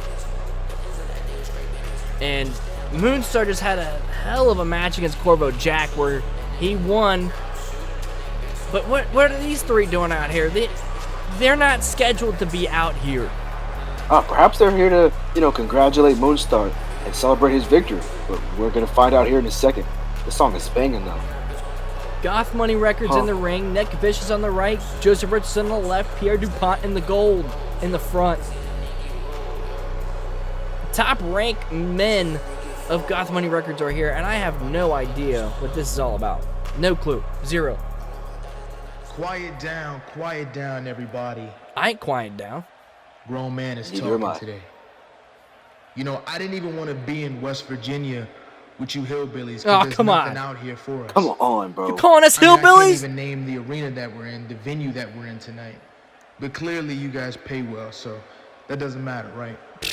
But let's get down to business. Let's talk for a minute. You should have been down to business. Because my beloved father thought it was a great idea to bring one of the best and biggest events in CWT history to you inbred trash. Hey, don't make me come across this announcer Yeah, table. boo me all you want. Whoa, I whoa, don't really whoa. give a damn. But actually, I'm glad that my father brought us here because this is the home state of someone who came back to my turf, to my territory, and made an absolute ass of himself, thinking that he can come back to the family, he can come back to the network, and think he's gonna be the black sheep? You think you're gonna make a difference, DJ? Oh, he's calling Come out on, DJ baby, Black. You should know better than that now. You should know better that Goth Money Records is always gonna get its way. Under the last regime, it got its way with you and passed you around like you was a broken doll, and we're gonna do the same goddamn thing. Ain't shit changing. And it's asinine thinking that you would show up in one of the biggest events that Freedom had in Japan at the Dome of all places, and like I said, make a fool of yourself. So I'm coming here to your turf. I'm coming to your territory, and I'm gonna make it known. Don't ever do that again. Don't you ever hype yourself up thinking you got the balls to stand up to me. Don't you ever think that you would ever be a thorn in my side or be the black sheep of the family. Maybe Rashad was right. Maybe he is truly the last of a dying breed. So you know what? How about you take your ass back to your LWA and go get that BS running before you ever think you can come back here and talk smack to me in my home. Man. Oh, man. He's just tearing into Consider it. this a warning, DJ. Don't make me have to push that red button because I swear on everything. You're not gonna enjoy the experience. Finally! Somebody shut that man up! Shut the fuck up! I'm sorry. Oh, no. Somebody finally shut. Yes! DJ Black is here! DJ Hey, you don't- Black! Hey, DJ Black is here, and hopefully, I hope things go peacefully, because Oh we don't my want god! Wayne to set that hit out. Hey man, but DJ Black is apparently coming into Pierre's home, Pierre's area. But this is DJ Black City, man. He might have people jump over the barricade and whoop everybody from Goth Money Records' ass. You don't know what's gonna happen. This is DJ Black country. He's running this. He doesn't look like he's here to talk. This is the city of DJ Black. Oh, here we go. Stop. What is this? I mean, seriously, what the fuck is this? I don't I'm know. backstage talking to some of my really good friends here. I'm here just having a good guy time, watching the show go by, and I hear Goth Money Records. So I'm thinking in my head, holy shit, Amari's back. Nero and Judah's here too. Oh my god, I finally get to get my revenge on Amari for what him and his boys did to myself and Silas Greene at Bloodshed. But come to my surprise, I find out it's you three nobodies. So, what I want to know is how you three ended up becoming one of the most dominant factions in professional wrestling history. What have you three contributed to Goth Money Records? Easy, that what you say bring next, a Black? little drama to the name. Ooh, so scary. Ooh, let's talk shit about Ray Lethal. Hey, easy. Ooh, let's be Ooh, edgy easy there, and buddy. ballsy behind the keyboard. Then people will take us serious. Ooh. It's 3 against 1 in this Guys, ring right now. Come That's all I'm on. gonna say. Seriously? Hey, DJ You Black might be a decided to one-man be army, though. keyboard warrior actually taking action. What the fuck? That is literally not Goth Money Records at all. You guys man, big blows from DJ the here. drama. You guys give everybody the attention that they're wanting from Goth Money Records. That is not at all how Ace ran this thing. That's why I'm a little disappointed that I'm out here standing across from you three instead of the actual four that made this group something. It's actually really disappointing to look at what Goth Money Records has become. Oh, this is just a joke. Oh, man. Please DJ answer Black. me this. Just calling the group How a joke. This ain't Did gonna you be good, pull off this McLeod. criminal move? No, not at all. How did you rip Goth Money Records away from Ace and take that title as yours, Pierre? What do you three have that is going to make me want to destroy your Goth Money Records, huh? Because let's outweigh the pros and cons of facing each and every single one of you. Here we The go. pro is that Goth Money Records dies. Okay. The con is I have to fight three of the most hated wrestlers. Hey, this is true. behind All the these three in the ring are industry. some of the most hated men in That I have professional to wrestling. face three nobodies who stand McLeod, on no these three are level the with most you. Yeah, hated they are. men. Nick Vicious. right. How many fucking times are you gonna change your name? Oh, and your shit. gimmick? What does the Slipknot group Oh, shit, McLeod. He's going in. Except for making his hair look all nice and pretty and posing all over social media instead of getting in the ring and training for once. Hey, man, you don't know what he's been What doing. does Joseph over here, good old furry boy? Hey, what's wrong with furries, all right? I love furries. What's going? This is fucking ridiculous. What's wrong with furries? That mask, yeah. You look like you're getting ready to go to a furry con, but that's okay. What's wrong with That's furries? okay. Damn you! We don't judge here. Pierre, you, my friend. McLeod, I'm about to get in this ring and beat DJ Black up. You better hold me Oh, back. I don't know about all that. He's coming at Hey, furries, man. What's up with that? This is DJ Black Country, man. He can do whatever he wants. You've got to be the biggest joke out of all three of you. Oh, man. I mean, seriously. Let's talk about what happened. He's glad I don't last wrestle year. anymore, McLeod. How He's many glad I don't charges wrestle. you get pressed against you, huh? Yeah, How he's many glad. times you have to go to the courtroom? How Mm. many times did your lawyer Oh, just shit. fuck up and get you behind bars? Oh, The fuck. judge really This is getting heated. pushed you? This is getting real. Oh. He's bringing up the stuff about Pierre was going to jail, McLeod. Well, go ahead. Take a This swing. ain't. This I mean, ain't. we all See been what there the fuck before. happens. But I need all three of you looking up at the lights. A couple times. I've gotten a little bit too drunk. False pent-up charges. Okay, And you know. we can play that. You want to know happens. how I came to be in charge, DJ? Let me give Oh, this you ain't a gonna be good, first-hand McLeod. experience. Oh my goodness! Oh. Big forearm from Pierre Dupont. This is the 3-on-1 game. This is exactly what I was talking about. Somebody's got to jump that barricade. Somebody's got to do something about this. And now GMR just stomping away at DJ Black. And this is what you get for disrespecting Goth Money Records. As much as I wanted Pierre to shut up, I don't know. DJ Black went a little too far.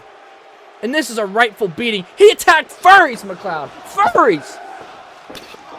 I mean, we're really out here defending furries, but I mean, DJ Black, he didn't mean anything by it. He's defending himself, and you can't support this.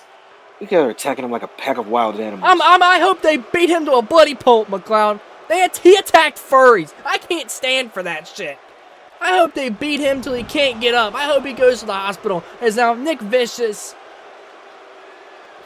has DJ Black, and what is? Oh my goodness! Pump handle position. Oh God, this can't be my goodness!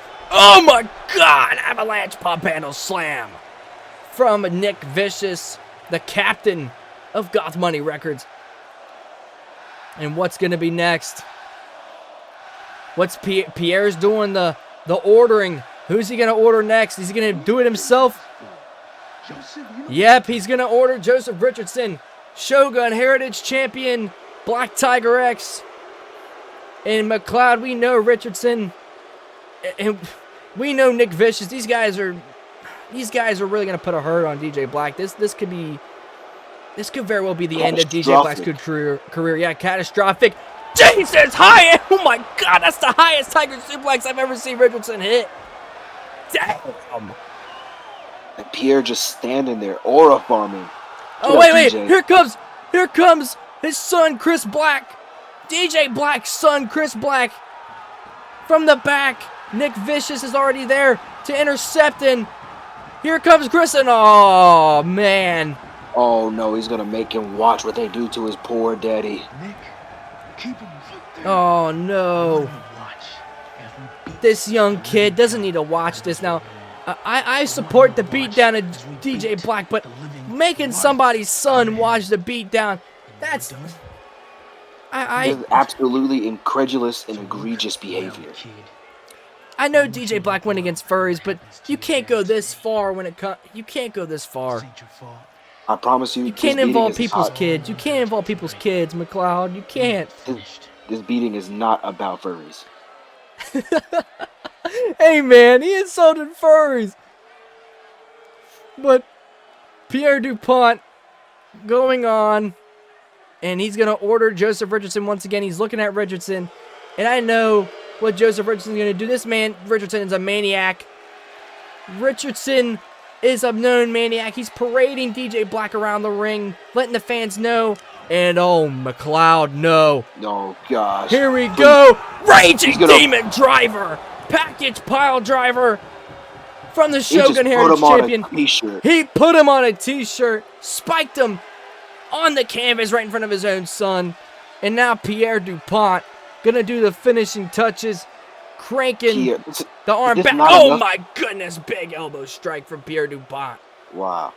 Pierre is top 5 greatest haters of all time. He's the most hated, and he's the biggest hater I've ever seen, McLeod. Right in front of Chris Black. Raging Demon Driver, Tigers, the freaking package pile driver, one of Richardson's most devastating moves that he's ever performed in a professional wrestling ring.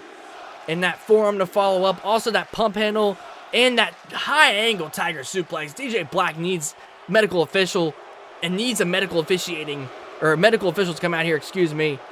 As Nick Vicious puts down his son, chokes him out. Wait, what's Richardson thinking? Is Richardson going to beat up the son too? It's in Richardson's blood to do so. Nope, he leaves him. He leaves him. Oh, thank God. Yeah, thank God is right.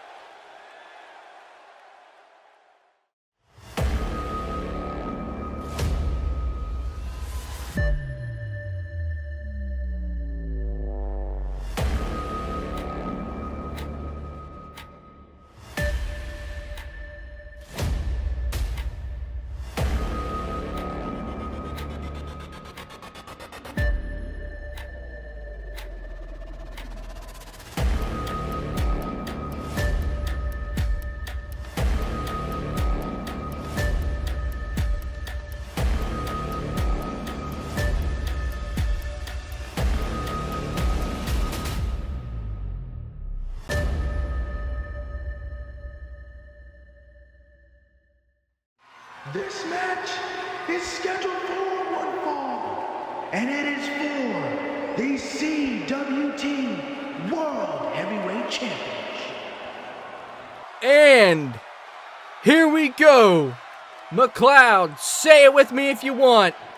It's main event time on Connor's World Tour Blue Vortex.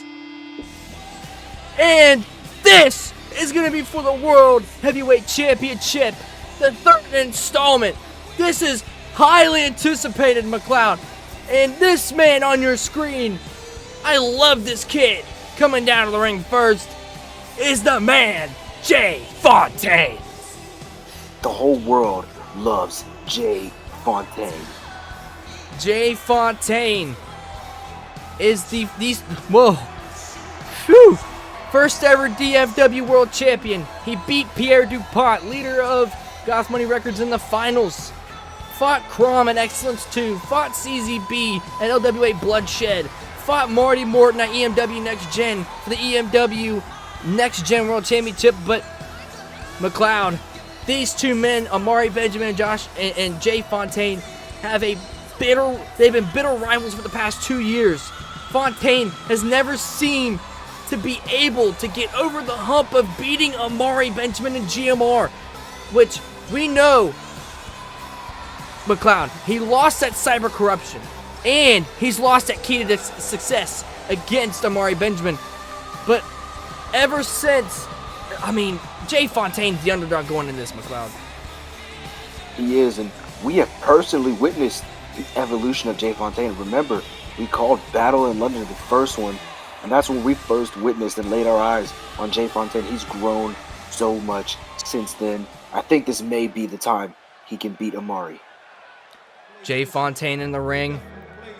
And before this match, Amari Benjamin has not said or given any sort of type of interviews pertaining to this match being announced on social media.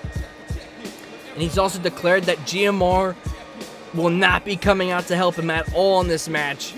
And that if Amari Benjamin loses and loses that world title, he's going to retire for good, McLeod.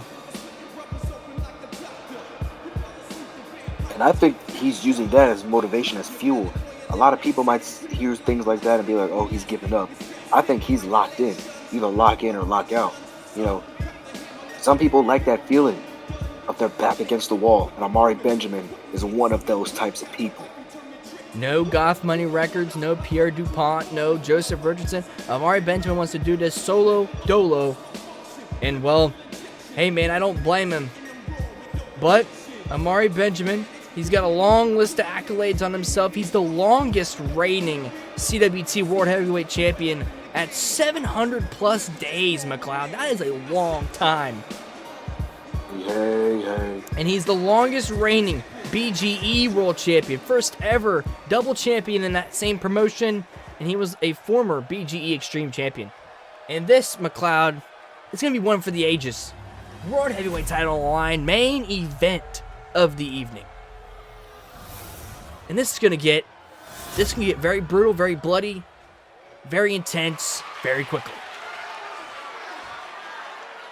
As Jaye Fontaine in one corner. I like the rock star look. He's got a little purple on his hair. Hey, man, Jaye Fontaine looking swaggy tonight. Yes, sir. And there's the champion, Amari Benjamin. A current 700-plus day reign at stake. If Amari Benjamin wins this match, he could be one of the longest reigning champions I've ever seen in professional wrestling, McLeod. I have never seen someone hold a title that long. Perhaps besides Ray Lethal with the Shogun World title. Little quick shout out to Ray Lethal there. Amari Benjamin's, I held this title for what? A little bit over or close to about 2 years, so. But Amari Benjamin has to prove himself. Down now. It can all come crashing down in this very instance. No GMR. Amari Benjamin wants to do this by himself. Bell rings. Fontaine. Benjamin 3. Both men walking toward the center of the ring. And they're just staring daggers. You cut the tension with a knife. This is indeed awesome. Yes. This is professional wrestling. This is electricity. When you don't even have to move, and the crowd is into it. Now both men going to their respectful corners. Here we go. They're going to circle. And now collarable tie-up here from both men. Struggling for advantage. Amari Benjamin just shoves Jaye Fontaine down to the ground.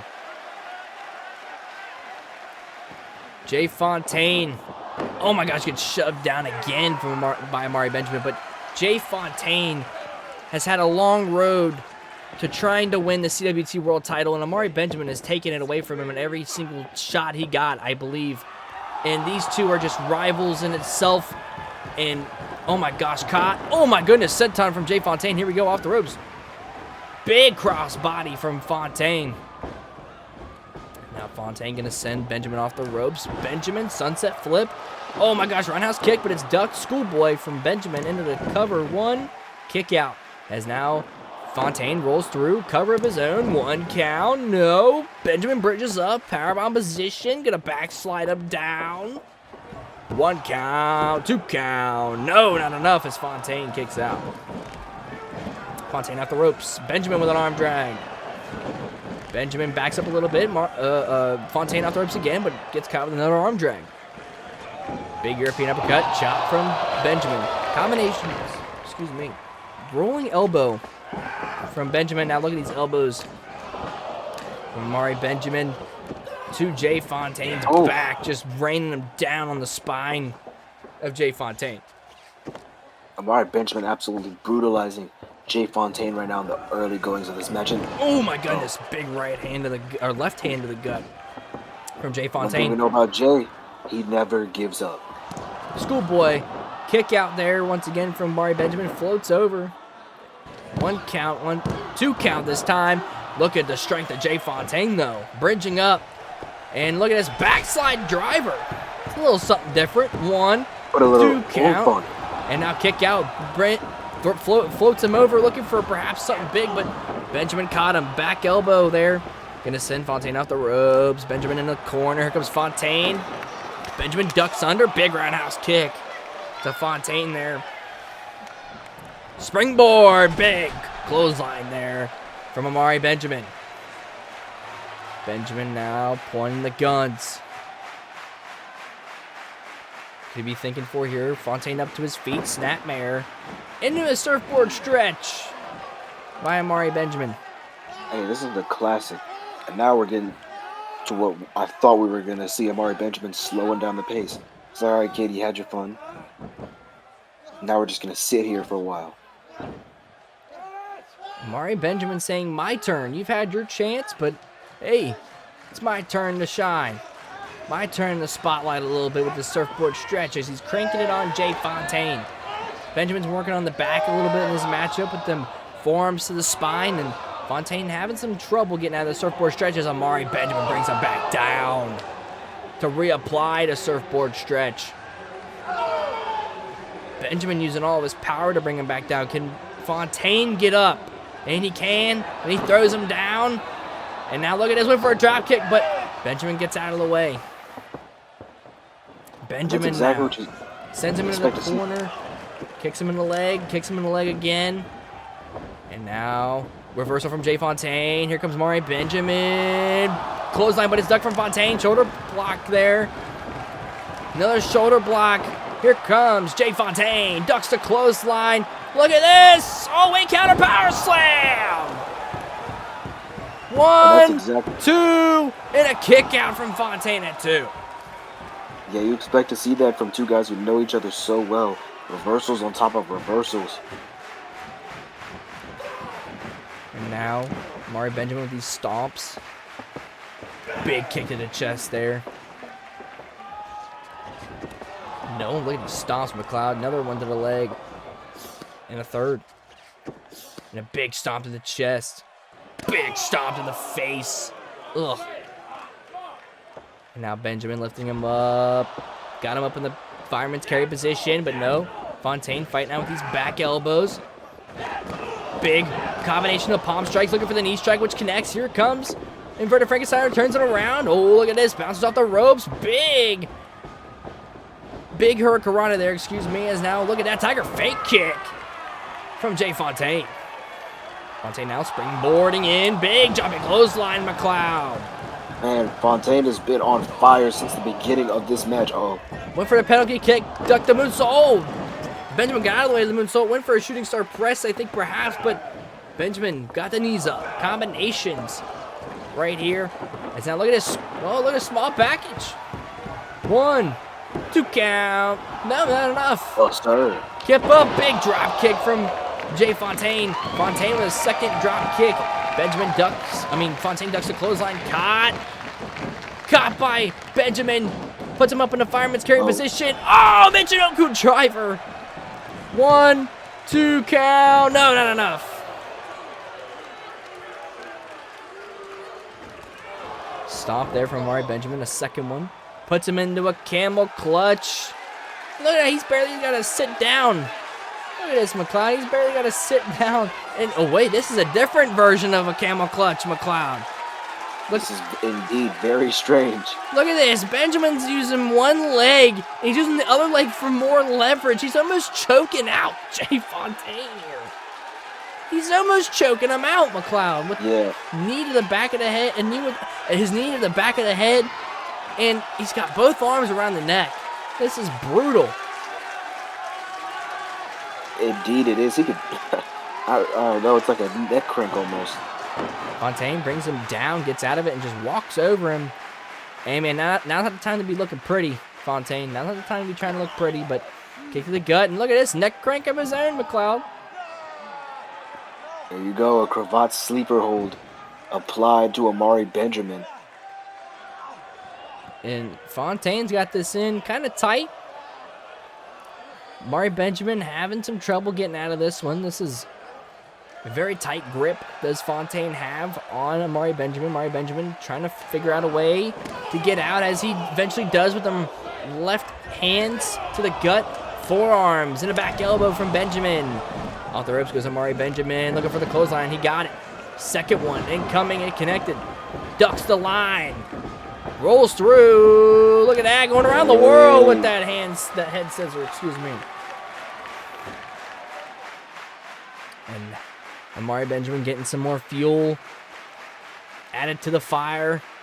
He's like a locomotive. He's going to keep going and going and going. And look at that. Yelling to the crowd. He is turning up. And now look at this. Off the ropes. Can we be seeing a big dive? No. Fontaine got up with that forearm. Here comes Fontaine, though, rolling in. Look at this. Big arm drag. And slides under. Oh, Benjamin with a super kick. Staggering Fontaine. And now Benjamin has him up. Oh, my goodness. Suplex cutter into the bank statement right there. Not really a bank statement, but like an inverted, like a sleeper hold right there, McLeod. It's been a while. It's a little funky. Got the arm behind the back. It almost it's a dragon like sleeper. Dragon sleeper right there from Amari Benjamin. And now, big drop kick there from Jaye Fontaine getting out of it.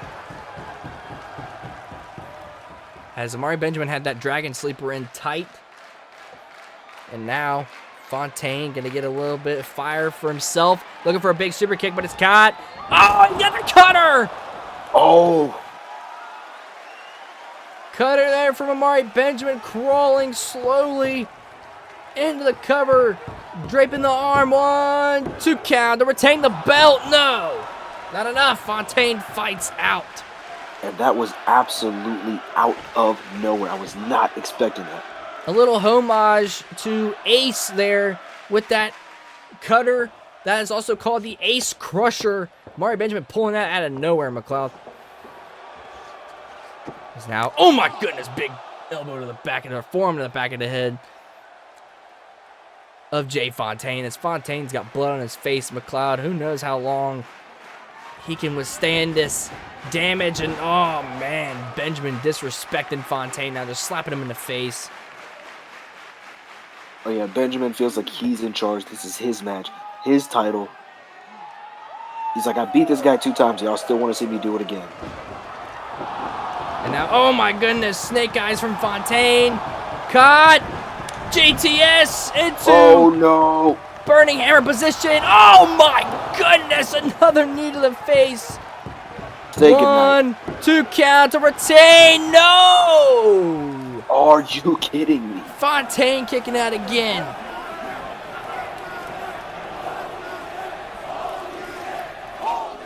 I can't believe Fontaine kicked out of 2 big knees to the face like that. Fontaine's tough as nails, McLeod. Jaye Fontaine's got a heart of gold, but how much more can he take? No, it seems to me that Amari Benjamin doesn't even need GMR. I mean, he was right to not come out here with GMR, it seems. He's been doing good. But Amari Benjamin stalking Jaye Fontaine. There's a thing people say that when you're the champ, you fight 10% better. I don't know. And now, Benjamin with these big elbows to the face and just putting more punches down on Jaye Fontaine. Yep, opening up that wound. Now kick to the gut from Amari Benjamin. Big club to the back. And oh man, Benjamin taking too much time.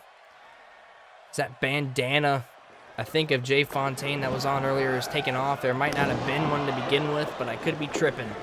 Soul kick.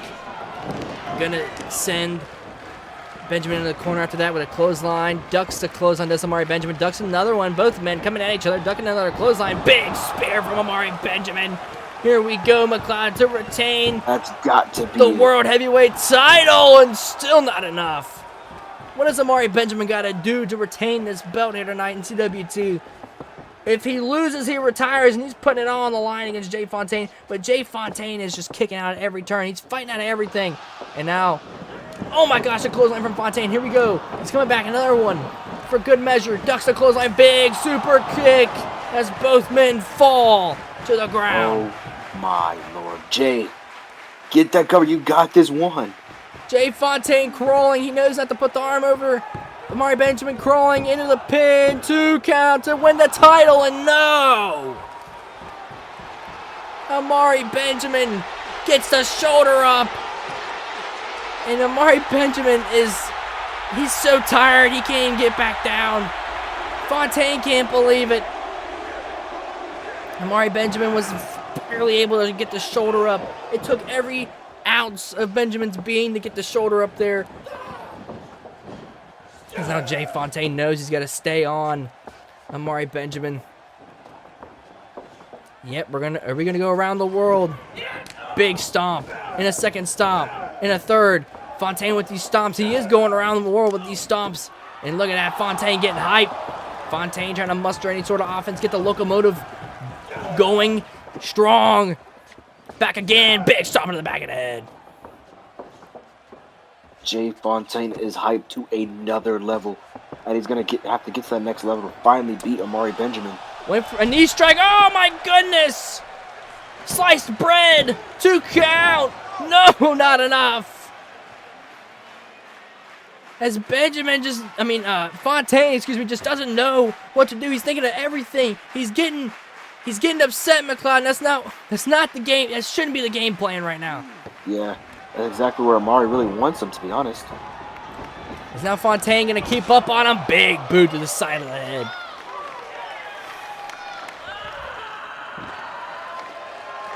Fontaine firing up. What could he be thinking here? Going top rope. If he hits this could be very well the end of the match. Benjamin slowly but surely getting up to his feet. Fontaine looking for something big, but wait, Amari Benjamin jumps up. Oh my goodness, McLeod. Oh my God! Avalanche Hurricanrana from Amari Benjamin out of nowhere. And both men are down. This is what Connor's World Tour is all about. This is your main event. These 2 men are putting it on everything on the line. Goodness gracious. Big avalanche Hurricanrana, and that took everything out of Amari Benjamin to do. He had to run to get up to the top very quickly. Oh my goodness. These guys are putting everything on the line. These 2 men are putting everything on the line. Who's going to be the first one to get up first? Benjamin up to his knees, up to his feet, trying to figure out where he's at. Fontaine now. Up to one knee, up to both feet. Both men don't even know if they're still in the match or not, but here we go. They're looking at each other. They sure know that they're fighting, McLeod. They sure know that they're in it. They're in it. I hope they remember, because only one man is walking out as a champ. I know fatigue could be a major factor. You might not be able to know what's going on with a lot of fatigue in mind, but they sure know that they're back in the match, and knife edge chops from both men. They're exchanging these strikes. And look at these chops, McLeod. Oh my gosh, they both went for one. But Benjamin caught Fontaine with one. Now right hand from Amari Benjamin and a second one. And Fontaine fires back. Now they're just fighting. This is just a fight. Another right hand.